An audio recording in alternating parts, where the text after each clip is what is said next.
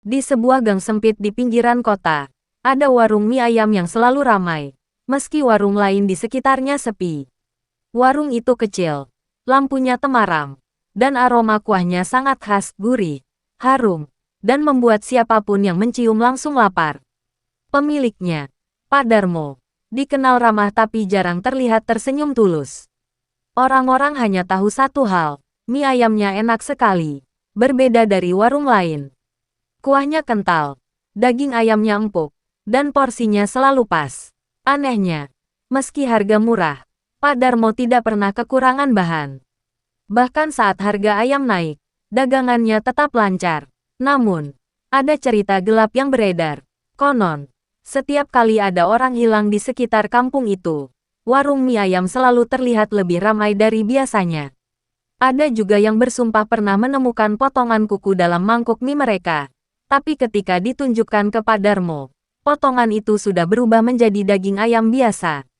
Asal-usul pesugihan itu bermula ketika Pak Darmo, yang dulunya pedagang mie ayam keliling, selalu merugi.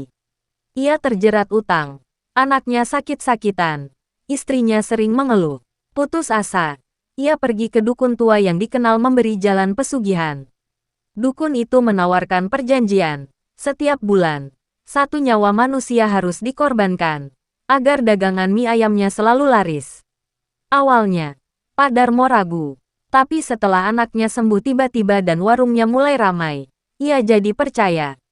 Sejak itu, setiap bulan selalu ada orang yang tidak pernah kembali setelah makan di warungnya. Suatu malam, seorang pemuda bernama Arman mampir ke warung itu. Ia lapar setelah pulang kerja, dan aroma mie ayam Pak Darmo begitu menggoda. Tapi saat ia menyeruput kuahnya, ia merasa lidahnya pahit, seperti darah. Ketika menoleh ke mangkuk, ia terkejut melihat potongan daging ayam berubah menjadi jari manusia, lengkap dengan cincin yang ia kenali, cincin milik temannya yang hilang seminggu lalu. Arman berusaha muntah, tapi tiba-tiba ruangan warung berubah gelap. Di dinding, bayangan-bayangan tubuh tanpa kepala bergelantung, berbisik serak. Jangan makan, giliranmu akan tiba. Pak Darmo hanya menatap dengan mata merah menyala, sambil berkata pelan. Kamu sudah duduk di kursi kematian. Tidak ada yang bisa pergi sebelum membayar harga. Arman berlari keluar sekuat tenaga, tapi jalan gang itu terasa tak berujung. Sejak malam itu, ia tak pernah kembali, dan orang-orang hanya mendengar rumor.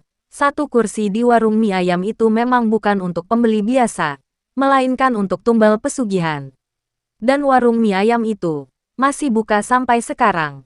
Dulu, sebelum warung mie ayamnya terkenal, kehidupan Pak Darmo bisa dibilang sengsara. Ia hanyalah penjual mie ayam keliling dengan gerobak reot. Rodanya sering macet, dan kadang kuahnya tumpah di jalan. Setiap pagi, ia harus berjalan jauh mendorong gerobaknya, sambil berteriak, mie ayam, tapi jarang ada yang membeli. Dagangan sering tidak laku. Sampai akhirnya sisa mie basi ia makan sendiri bersama istrinya. Anak semata wayangnya, Sinta, sering menangis kelaparan karena hanya bisa makan nasi garam. Hutang di warung beras menumpuk, dan pemilik kontrakan berkali-kali mengancam akan mengusir mereka karena menunggak bayaran. Pak Darmo berusaha bertahan. Ia pernah mencoba bekerja sebagai kuli bangunan, tapi tenaganya lemah. Ia juga mencoba jadi tukang ojek, namun motornya rusak dan tidak mampu diperbaiki. Setiap kali ia pulang membawa uang sedikit, istrinya hanya bisa terdiam, menahan rasa kecewa. Malam-malam mereka diisi dengan doa, tapi semakin hari keadaan semakin sulit. Anak mereka jatuh sakit karena kurang gizi, tubuhnya kurus dan pucat. Dokter mengatakan Sinta butuh perawatan, tapi biaya rumah sakit jelas di luar kemampuan mereka. Dalam keputusasaan, Pak Darmo sering duduk di tepi sungai, menatap air yang gelap, berpikir apakah lebih baik mengakhiri hidupnya saja. Namun setiap kali ia melihat wajah anaknya yang lemah, ia menahan diri. Ia berjanji akan melakukan apa saja agar keluarganya bisa hidup layak. Janji itulah yang akhirnya menyeretnya ke jalan terlarang, jalan pesugihan. Suatu malam, setelah pulang berdagang dengan gerobak kosong, Pak Darmo duduk di pinggir jalan. Hujan turun deras, tubuhnya kuyup, Dan di kepalanya hanya ada satu pikiran, bagaimana aku bisa menyelamatkan anakku.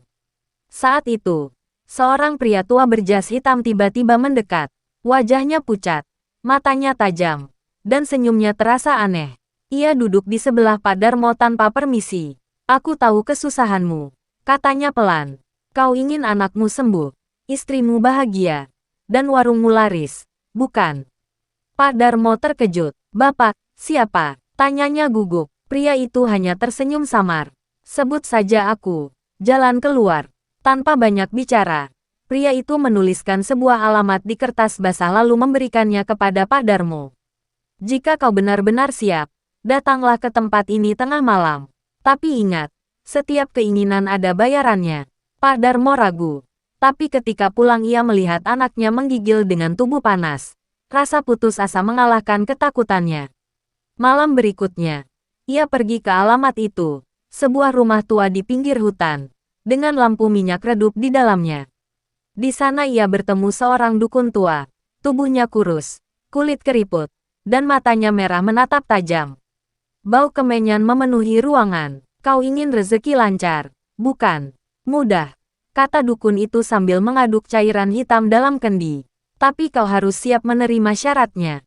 Setiap bulan, satu nyawa manusia harus menjadi persembahan. Darah mereka akan menyatu dalam kuah mie ayam milikmu. Itulah yang membuat daganganmu tak pernah sepi. Pak Darmo gemetar. Tapi, nyawa manusia, Kiai, itu dosa besar.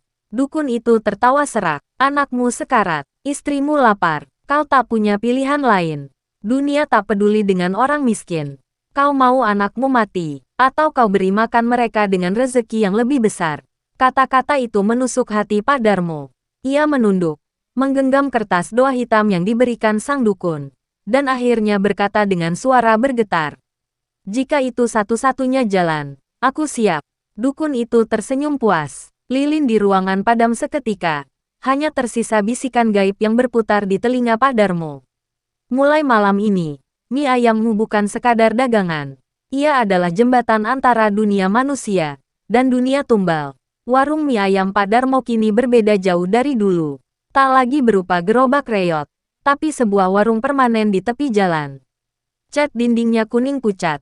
Ada spanduk besar bertuliskan, mie ayam Pak Darmo, gurih nikmat, bikin ketagihan. Setiap hari, dari pagi sampai malam, warung itu selalu penuh pembeli. Orang-orang rela antre panjang demi semangkuk mie ayam panas. Kuahnya kental, harum menggoda. Daging ayamnya empuk dan terasa lebih lezat dibanding mie ayam manapun. Pak Darmo kini hidup berkecukupan. Ia bisa membeli rumah baru, menyekolahkan anaknya hingga kuliah, dan istrinya tak lagi mengeluh soal kekurangan. Dari luar, kehidupannya terlihat sempurna, hasil kerja keras yang sukses. Namun di balik semua itu, ada rahasia gelap yang tak pernah diketahui para pelanggan. Di belakang warung, ada satu ruangan terkunci rapat. Dari luar, sesekali terdengar suara samar, tangisan, bisikan, bahkan jeritan tercekik. Malam-malam tertentu, Pak Darmo menghilang membawa bungkusan kain hitam. Orang-orang kampung yang curiga pernah mencoba mengikuti, tapi mereka selalu tersesat di jalan yang sama, seolah-olah digiring oleh sesuatu yang gaib. Setiap bulan, tepat malam Jumat Kliwon, kursi paling pojok di warung itu dibiarkan kosong. Jika ada pembeli yang kebetulan duduk di sana, nasibnya sudah ditentukan. Mereka akan makan dengan lahap, lalu merasa pusing, dan saat keluar dari warung, tidak pernah ada yang melihat mereka lagi. Keesokan paginya, Pak Darmo selalu menyajikan mie ayam dengan kuah yang lebih kental dari biasanya. Anehnya, justru di hari-hari itu, warungnya semakin ramai. Bahkan pembeli dari luar kota datang karena mendengar mie ayam legendaris ini. Masyarakat sekitar hanya bisa berbisik-bisik. Ada yang bilang Pak Darmo memakai jimat. Ada yang bilang ia memang dikaruniai resep turun-temurun. Tak ada yang berani menuduh terang-terangan. Karena setiap orang yang terlalu banyak bertanya, juga hilang tanpa jejak. Dan sampai sekarang, warung mie ayam Pak Darmo masih berdiri megah. Tiap sendok kuah yang terasa gurih itu adalah harga dari sebuah nyawa. Arman tidak pernah bisa melupakan malam ketika ia hampir menjadi korban. Rasa kuah pahit bercampur darah itu masih melekat di lidahnya. Begitu juga bayangan jari manusia di dalam mangkuk mie ayamnya. Sejak malam itu, ia dihantui mimpi buruk. Sosok-sosok tanpa kepala mendatanginya, berbisik agar ia membuka rahasia warung itu. Tak tahan lagi, Arman akhirnya menemui seorang ustadz tua di kampung sebelah, Pak Ustadz Rahman, yang dikenal sering dimintai bantuan untuk urusan gaib. Ustadz, saya yakin warung mie ayam itu bukan warung biasa, kata Arman dengan wajah pucat. Ustadz Rahman menatapnya serius. Aku sudah lama mendengar kabar tentang tempat itu. Banyak yang hilang, dan selalu dikaitkan dengan warung mie ayam Pak Darmo. Sepertinya kau memang sudah dipilih untuk membongkar kebenarannya. Malam Jumat Kliwon berikutnya, Arman dan Ustadz Rahman berangkat menuju warung. Dari kejauhan, mereka melihat warung itu masih ramai. Meski waktu sudah lewat tengah malam, aroma kuah gurih menyengat, bercampur dengan bau anyir darah yang hanya bisa dirasakan oleh orang-orang yang peka. Ustadz Rahman memejamkan mata, membaca doa pelindung.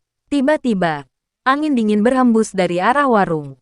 Mereka melihat kursi pojok, kursi keramat tempat tumbal duduk kosong, seakan menunggu korban baru. Arman, bisik Ustadz Rahman, malam ini kita akan lihat kebenarannya. Jangan takut, tapi jangan sekali-kali makan apapun yang disajikan. Mereka pun masuk. Pak Darmo yang sedang melayani pelanggan langsung menoleh. Senyumnya kaku. Matanya merah redup seperti terbakar api. Wah, tamu istimewa rupanya. Ucapnya dingin.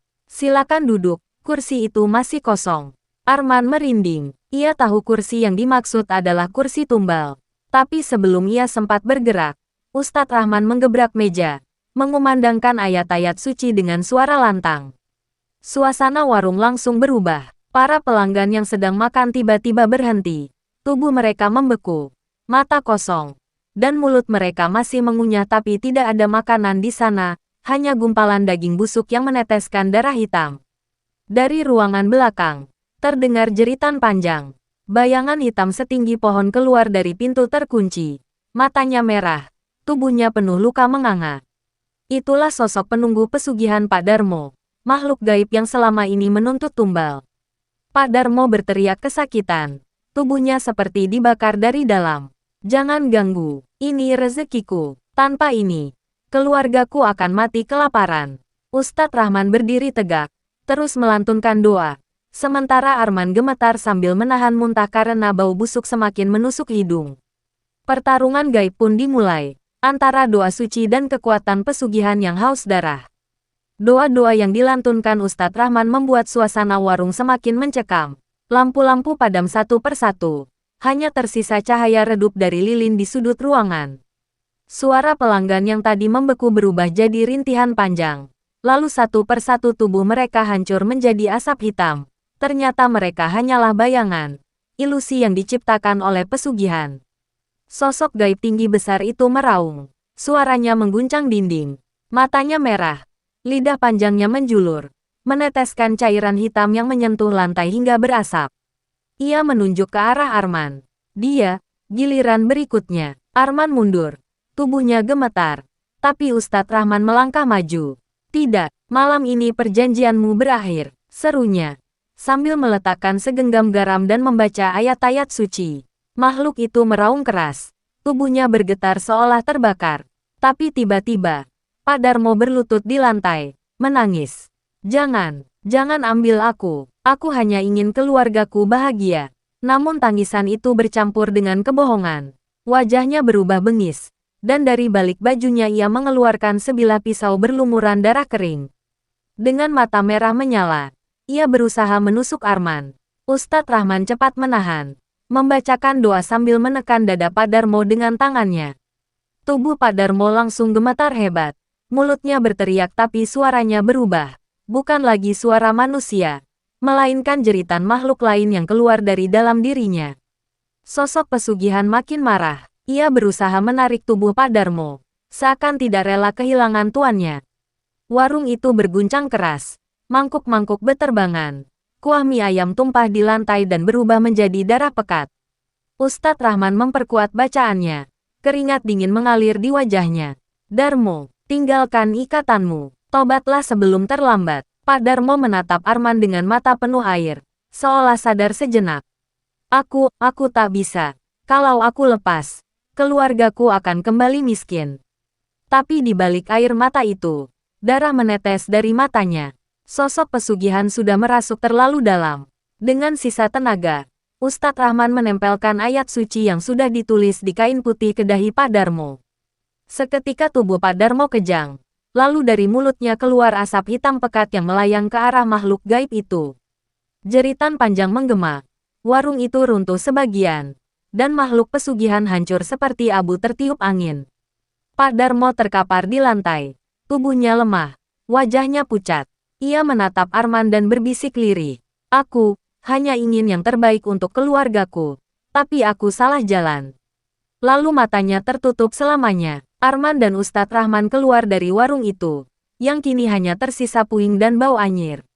Gang sempit itu kembali sunyi. Tidak ada lagi mie ayam legendaris. Tidak ada lagi antrean pembeli. Hanya cerita kelam tentang seorang pedagang yang memilih pesugihan demi rezeki, dan berakhir menjadi tumbal dari perjanjiannya sendiri. Sehari setelah warung mie ayam Pak Darmo runtuh, warga heboh. Mereka berbondong-bondong datang ke lokasi. Tapi hanya menemukan puing-puing hangus dan aroma anyir yang menusuk hidung. Tidak ada tanda-tanda keberadaan Pak Darmo, seolah tubuhnya ikut lenyap bersama warung itu. Istri dan anaknya, Sinta, menangis histeris ketika mendengar kabar tersebut. Mereka tidak tahu kebenaran yang sebenarnya terjadi. Bagi mereka, Pak Darmo hanyalah seorang suami dan ayah yang selalu bekerja keras demi keluarga. Namun, sejak malam itu, keluarga Pak Darmo mulai mengalami hal-hal aneh. Sinta sering bermimpi melihat ayahnya duduk di kursi pojok warung. Wajahnya pucat, mulutnya berlumuran darah, sambil berbisik. Ayah sudah membayar mahal, sekarang giliranmu menjaga warung itu. Istrinya juga sering mendengar suara gerobak mie ayam berderit di depan rumah mereka pada tengah malam, padahal tidak ada siapapun di luar. Kadang, bau kuah gurih bercampur darah memenuhi dapur tanpa alasan. Hidup mereka pun berubah. Uang hasil pesugihan yang dulu melimpah tiba-tiba lenyap begitu saja. Tabungan habis entah kemana. Rumah mereka dililit utang lagi. Dan penyakit lama Sinta kembali kambuh. Seolah kutukan itu tidak pernah benar-benar hilang. Melainkan berpindah menuntut generasi berikutnya. Arman yang mengetahui semuanya merasa iba. Ia kembali menemui Ustadz Rahman. Meminta doa perlindungan untuk keluarga Pak Darmo agar tidak ikut terseret dalam perjanjian gelap. Namun Ustadz hanya menggeleng pelan. Perjanjian dengan makhluk gaib bukan sekadar kontrak. Ia meninggalkan jejak pada darah keturunan. Jika mereka tak benar-benar bertaubat dan mendekat pada Allah, kutukan itu akan terus menagih. Sejak itu, keluarga Pak Darmo hidup dalam bayang-bayang. Mereka pindah rumah berkali-kali. Tapi di setiap tempat selalu ada tanda. Suara gerobak mie ayam, bau kuah bercampur darah, dan bisikan gaib yang memanggil nama mereka. Warung mie ayam itu memang sudah tiada, tapi pesugihan yang pernah mengikat Pak Darmo masih berkeliaran, menunggu pewaris baru yang cukup putus asa untuk membuka kembali pintu terlarang itu. Bertahun-tahun setelah kematian Pak Darmo, cerita tentang mie ayam legendaris itu tetap beredar. Orang-orang tua sering memperingatkan, jangan pernah tergoda mencari asal-usul resepnya. Namun, bisikan rezeki memang selalu menarik hati orang yang putus asa. Suatu malam, seorang pedagang mie ayam muda bernama Jaka, yang usahanya selalu sepi, datang ke bekas lokasi warung Pak Darmo. Tanah itu kini hanya semak belukar, tapi aroma kuah gurih samar masih tercium. Di antara reruntuhan, Jaka menemukan sebuah buku tua berisi catatan resep. Halamannya kusam. Beberapa bercak merah seperti darah menempel di sana. Di lembar terakhir tertulis, setiap mangkuk adalah nyawa. Jangan berhenti memberi makan, atau kau yang akan dimakan. Jaka terdiam. Hatinya bergetar. Tapi di balik rasa takut, ada godaan besar, bayangan warung ramai, uang mengalir, dan kehidupan yang makmur. Malam itu, terdengar lagi derit gerobak tua berputar di jalan sunyi. Seolah warung mie ayam Pak Darmo akan segera buka kembali.